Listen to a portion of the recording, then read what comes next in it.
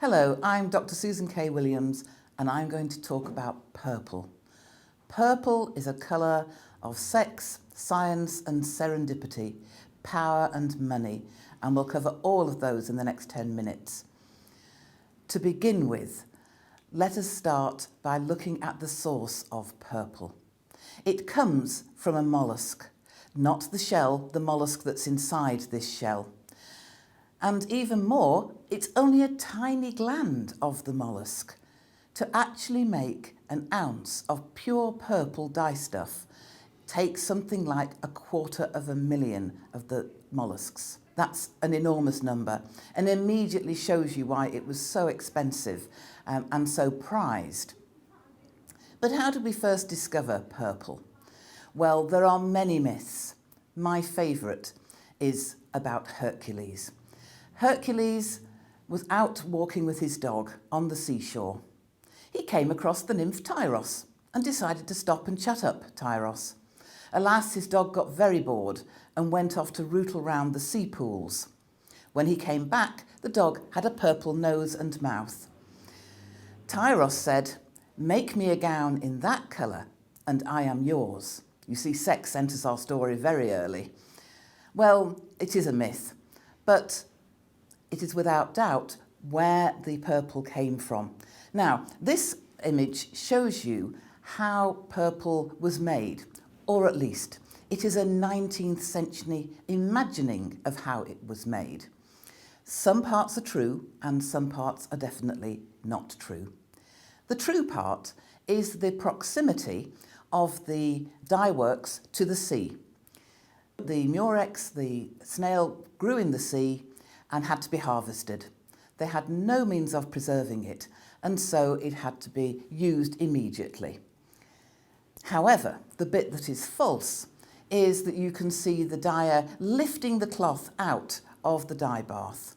Well, that bit's true, but you would most definitely not have had only half of it dyed. That's really for artistic impression.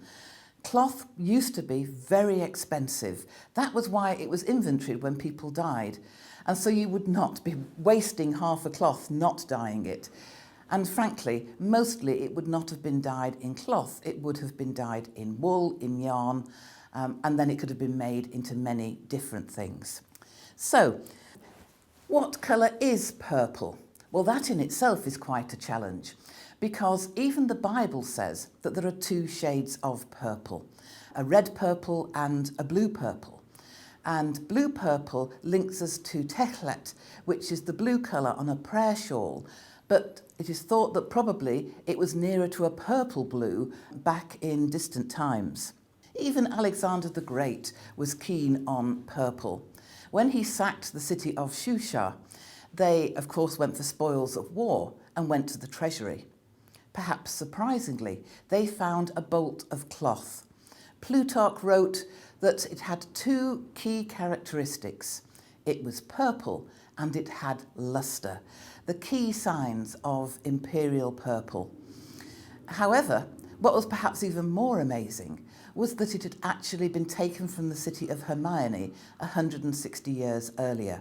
So really cloth of very high quality, and that was why it was taken and put into the treasury. But it was the Romans who really had the cult of purple. They wanted to really make it into something major. Pliny thought this was dreadful and really wrote against it.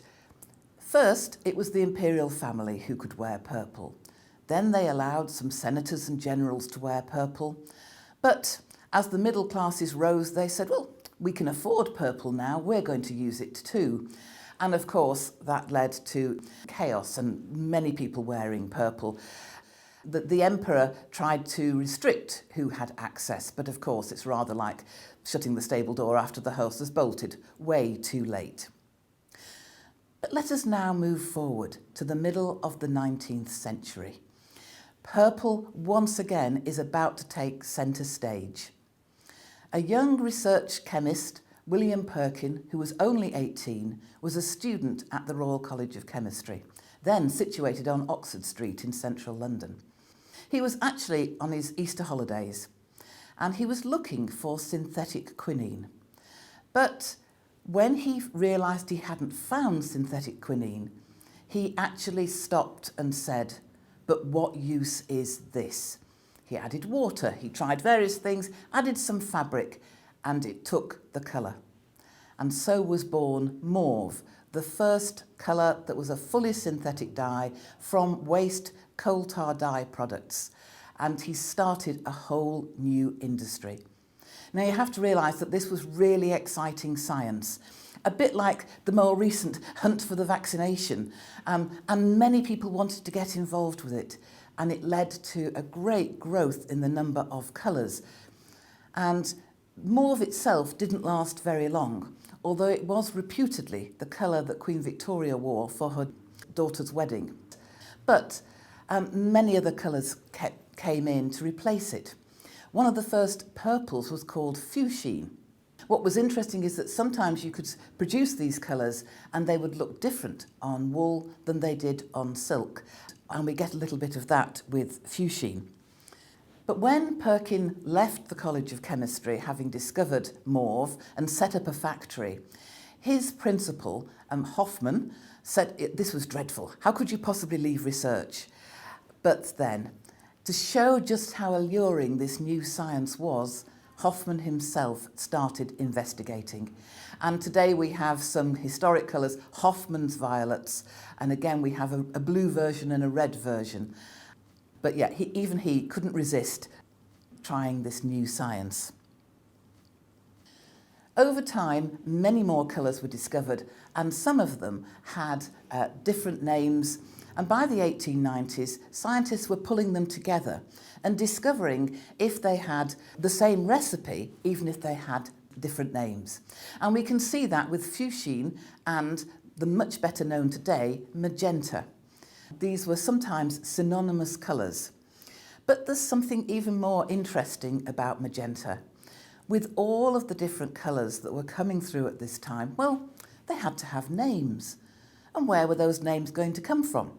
Sometimes, like Hoffman's violet, they came from the person who discovered it.